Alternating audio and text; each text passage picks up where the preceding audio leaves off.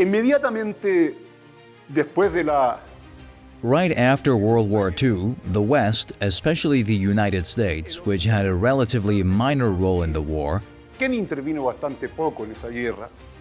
implemented a series of defensive strategies to prevent nations and peoples, particularly in Europe, Que los pueblos y los países, sobre todo de Europa, tomaran una posición from adopting pro-socialist, anti-imperialist stances focused on sovereignty. This led to the establishment of a defensive alliance known as NATO, North Atlantic Treaty Organization. A political organization. Yes, a military policy. política, sí, política militar. Cuidado, a veces la gente lo ve. While some people view it merely as a military or technical entity, it is fundamentally a political organization aimed at stopping nations from gaining independence from U.S. influence. This is evident in the immediate post-war period, where interventions included the formation of reactionary fascist groups in Italy, particularly after the Italian Communist Party garnered nearly 40% of the vote. Interviene, por cierto, en Grecia. In 1964, Greece saw intervention alongside the Black colonels, who were fascists in power, oppressing and killing the Greek people until 1974. Hasta 1974. Luego, 1974, al producirse Following that, in 1974, during Portugal's Carnation Revolution, there were several anti-revolutionary uprisings and a coup backed by NATO. This pattern continued with involvement in the destruction of former Yugoslavia in 1990. participando posteriormente en 1990 en lo que es la destrucción de la antigua Yugoslavia. In 1999, Yugoslavia was bombed using prohibited weapons, including depleted uranium bombs and bombs of racism, leading to significant casualties, infrastructure damage, and further devastation of what remained of the former Yugoslavia. Y bombas de racimos, creando mortandad, destrucción de infraestructura y golpeando a lo que quedaba en pie de la antigua Yugoslavia. Y instalándose con una base militar enorme. A large military base was established in the Kosovo region. Later, intervention also occurred in Libya, resulting in the overthrow of General Gaddafi's government. Del general Gaddafi, también la tenemos interviniendo. We also see NATO's involvement in Iraq and Syria, and today it threatens Russia, China, and the Islamic Republic of Iran. Islámica de Irán, y también aquí en América Latina busca In Latin America, it seeks allies to threaten Cuba, Nicaragua, and Venezuela. It is expanding. This organization, which was once defensive, no longer had a reason to exist after the fall of the Soviet Union. porque cayó contra quien se levantó la Unión Soviética. Ese That renegade named Mikhail Gorbachev, Gorbachev, en forma ingenua, dirían algunos, some might say naively, dissolved the Warsaw Pact, which saw NATO's counterpart from the perspective of Eastern European countries in hopes of reaching an agreement. llegaron a un acuerdo y Bush le dice, no vamos a llevar. Bush assured him that NATO would not expand even a millimeter further. Yet NATO did expand, threatening the current Russian Federation and attempting to integrate Ukraine, leading to a significant conflict. Y ahí tenemos un conflicto de proporciones. La OTAN es un organismo de guerra. NATO is an organization of war, crimes, terrorism, and neo-fascist policies. People must remain vigilant and resist. This is Black and White. I'm Eduardo Artes. Por Hispan TV, soy Eduardo Artes.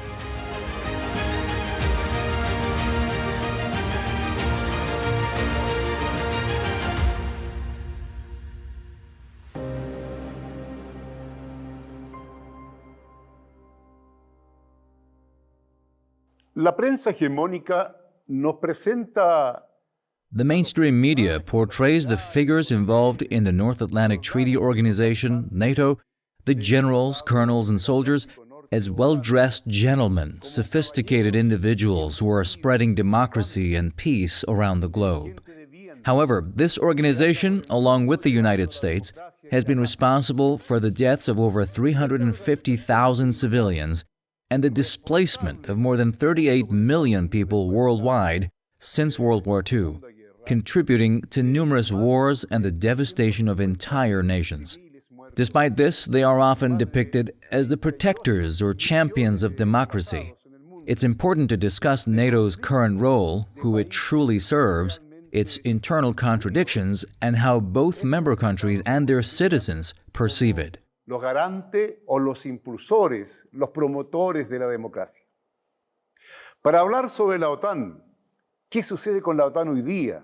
Today we have a fantastic guest joining us from Spain, someone who is knowledgeable and well-studied. I'm talking about Umberto Mazzei. He is a prominent Italian-Venezuelan writer and political scientist, holding a PhD in political science from the University of Florence, Italy.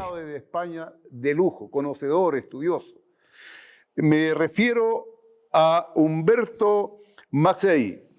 Él es un destacado escritor. Umberto has authored numerous articles and publications in the field of international relations. Umberto Mazzei, welcome to Black and White. A nuestro programa Negro y Blanco por Hispan TV. Bueno, pues, I really appreciate the invitation and the promotion you've given me. Thank you so much. y la propaganda que me has hecho.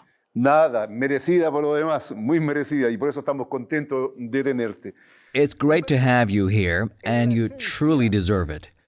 Umberto, when it comes to the essence of NATO, which I personally view as problematic, how can we describe its core, its purpose, and its goals? I'm referring to the North Atlantic Treaty Organization. Perhaps you see it differently? Del Atlántico Norte, OTAN. Bueno, Eduardo, te voy a llamar la atención. Sure, Eduardo, I want to draw your attention to an interesting detail from before the founding of the United States. It involves the English East India Company, which had a flag that resembles the current flag of the United States, except they removed the Union Jack and added a blue field with the stars. Understanding this history of the US flag gives you a clearer perspective on NATO. It is the occupation troops that are the sepoys of Europe. This reflects the Italian viewpoint of the people, though it doesn't necessarily represent the opinion of their governments, which are also seen as sepoys. Gobiernos que también son cipayos. Humberto, desde inmediatamente. Umberto, right after the war, leftist grassroots social movements, particularly in Italy, had a significant impact on politics. At one point, the Communist Party in Italy garnered nearly 40% support, which was substantial. Can you tell me how they operated? El 40%, ¿no es cierto? Con mucha apoyo, mucho. Dime, ¿cómo actuó? These are lesser-known facts. The newly formed NATO in 1949 was organizing far-right fascist groups to prevent a situation similar to what happened in Czechoslovakia, where popular forces won through an election. Que las fuerzas populares ganaran mediante una elección. During the time of Togliatti, Así es. Yes, Palmiro Togliatti. Tell us a little about how NATO acted during that period. Pues que la OTAN fue creada justamente. the NATO alliance was established much like other empires, which often have vassal states. In this case, the division of influence occurred at the Yalta Conference during the war. The Soviet Union was given control over Eastern Europe, while American occupation forces remained in the West, creating vassal governments. These governments were part of a broader American cultural, political, and military presence in the region. The primary goal of this agreement was to prevent communist political parties, which were quite popular in countries like France and Italy, from gaining power. No llegaran al poder de ninguna manera. Gracias, Humberto. Yo creo que ese es un elemento interesante. Thank you, Umberto. I think that's an interesting point to consider. In your experience, being there as well, what do you think about NATO's role alongside the black colonels in Greece back in '64, during that terrible coup that lasted until '74? Tan terrible que duró hasta el 74. Sí, es cierto. Bueno, era... Yes, that's true. Well, those NATO troops are essentially a continuation of the American presence. The Soviets pulled out many years ago, but American forces remain in Europe, operating under the NATO banner. Bajo el estandarte de la OTAN. Ahora, la OTAN Currently, NATO is facing a financial challenge, so to speak, regarding its economic resources. Donald Trump, who later takes office in the United States, is demanding increased contributions from the member governments and states of NATO. This will lead, as various leaders from Western European countries have already indicated, to cuts in healthcare, education, and various social services. How does the European population view this situation? La población europea este hecho. Bueno, como cada vez que tú quieres subyugar a alguien le metes miedo. Well, just like every time you want to dominate someone, you instill fear. The new NATO Secretary General, Mr. J. Holland, a former Dutch Prime Minister, has requested a total of 3%. This amounts to nearly 178 billion euros that will be taken from the budget for social services to purchase weapons from the American arms industry. It's almost like a tribute. Es una especie de tributo. Así es. Ahora, ¿cómo? Absolutely. So how does the physical presence look today? I imagine that in a war environment, like what's happening in Ukraine, there must also be nighttime movements on the roads with military vehicles and troops, right? How does Europe perceive this war atmosphere? ¿Cómo percibe Europa el ambiente de guerra? Bueno, es que tú tienes no, yo no veo. Aquí Well, actually, no. I don't see any troop mobilization here in Spain, as the country hasn't been involved at all in the mobilization related to the civil war happening in Ukraine, which was encouraged by the Americans. en Ucrania. Así es, Humberto. Sure thing, Umberto. We're going to take a short break and we will be back in just a few seconds, so hang tight. Así que espéranos ahí.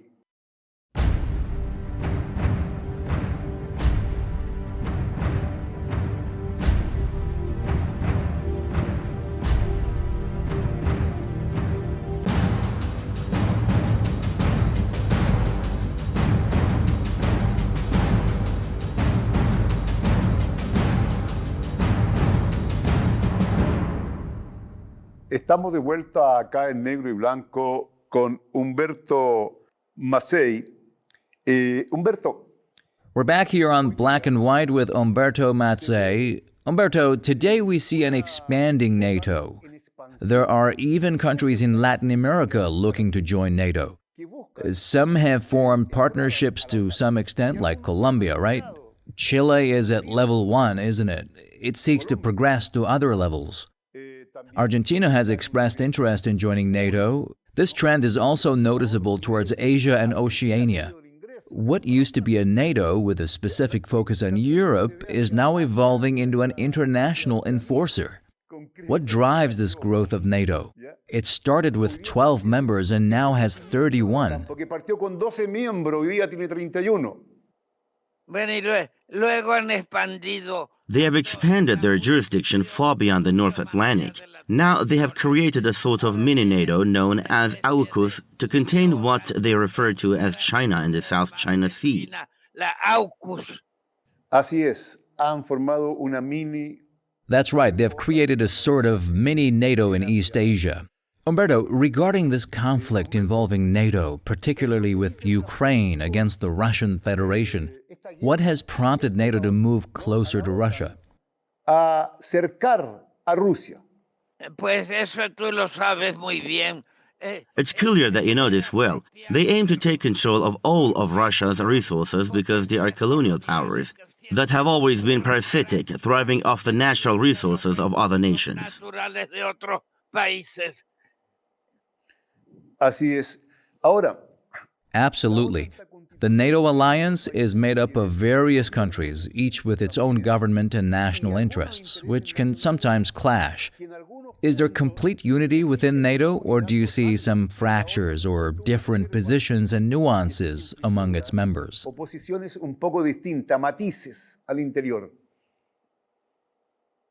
Pues yo te puedo decir que pues I can tell you that, to begin with, the European Union serves as a sort of gateway to joining NATO. They first dangle the enticing prospect of EU membership, which Mr. Boris describes as a beautiful garden surrounded by infidels and wild aggressors. Así es. Por ejemplo, That's right. For instance, considering your experiences living in Italy, Venezuela, and now in Spain, do we really need the presence of these aggressive blocs? ¿es necesario la existencia de estos bloques agresivos? No, es que, mira, Eduardo. No, listen, Eduardo. I think everyone has forgotten that the United States was the world's largest oil exporter until 1970. After that, their oil wells ran dry, and it was in 1971 that they moved away from the gold standard for the dollar. Eso es así. Eso es así. Eso es, digamos, siempre el aspecto económico es lo central. That's true. The economic aspect is always central, and the military is just one part of a broader policy, right? They're interconnected. Anyone who views the military as separate from politics is missing the point. Now, considering the developments in Europe, how do you see the current events in Ukraine, especially with the neo-Nazi regime under Zelensky, potentially pushing Europe and perhaps the entire world towards a global conflict? Tratando de cualquier manera de llevar a Europa y quizás al mundo entero a una guerra mundial. The behavior there is quite diverse. You can see that the Baltic countries, which all like dwarfs, tend to be very aggressive. Eso es verdad. ¿Y qué me dices tú de la... That's true. And what about some countries that were historically neutral, like Sweden, for example, and suddenly we see it there in NATO? En la OTAN. Well, you said earlier that joining the European Union is something like a prelude to joining NATO. Perfecto. Bueno, desgraciadamente tenemos esta... Great. Unfortunately, we have somewhat an unclear understanding of this situation. But these aren't the gentlemen in white, right? Their suits are stained with blood. What wars have had the biggest impact on you? For instance, share how it affected you and how you perceived the NATO bombings in Yugoslavia from 1990 to 1999. De la OTAN en Yugoslavia. Los bombardeos a Belgrado, creo que son los bombardeos más intensos. The bombings of Belgrade were, in my opinion, the most intense since World War II. It was a blatant act of aggression aimed at taking away a province that has been foundational to Serbia's history since the Middle Ages. De Serbia, desde la Edad Media. Así es, balcanizar todo, destruir toda unidad, y eso es lo que han buscado. Indeed, the goal has been to fragment everything and dismantle any sense of unity. If we look at the current situation, there isn't another alliance that compares to NATO. There are agreements, joint military exercises in various countries, and mutual assistance treaties that stipulate that if one of us is attacked, it is considered an attack on both. However, there isn't anything like the Warsaw Pact that could serve as a counterbalance to NATO. Do you see any potential for a significant military bloc forming among countries that oppose NATO, such as Russia, China, and the Islamic Republic of Iran? ¿No? Formado con estructura y que se oponga a la OTAN. Sí, la cooperación de Shanghái. Yes, the Shanghai Cooperation Organization seems to have that intention. Right now, it's clear that a bloc is forming with China, Russia, and Iran as they work together to defend against NATO's aggression. Defenderse de la agresión de la OTAN. Así es. En los hechos tú dices entonces que se está formando... Absolutely. You're suggesting that a structure is being formed by leveraging economic frameworks like the Shanghai Group. However, with the BRICS, it seems to be something much broader. What are your thoughts on that? ¿Pero qué opinas tú sobre eso? A ver.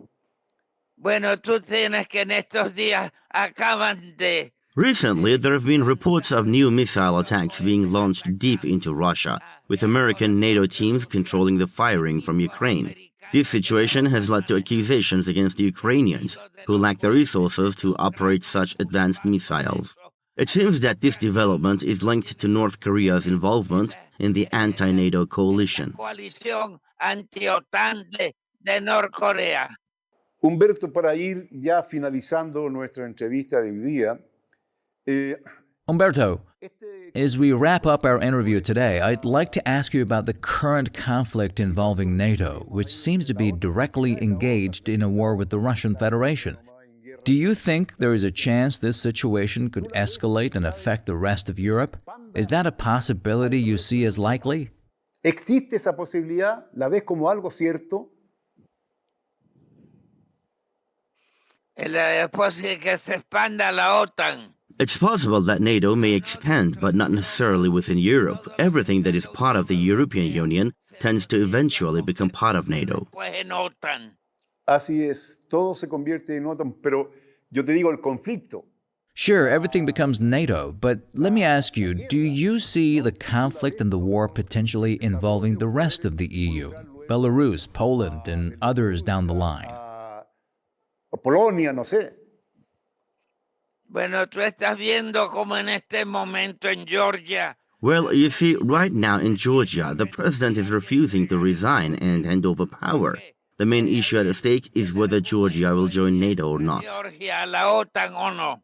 Así es, estimado Humberto. Bueno, el tiempo... That's right. Well, dear Umberto, time has its way, and we have reached the end of our program. Thank you so much for joining us here on Black and White. Negro y blanco por Hispan TV. I really appreciate the invitation, Eduardo. Thank you so much. Thank you.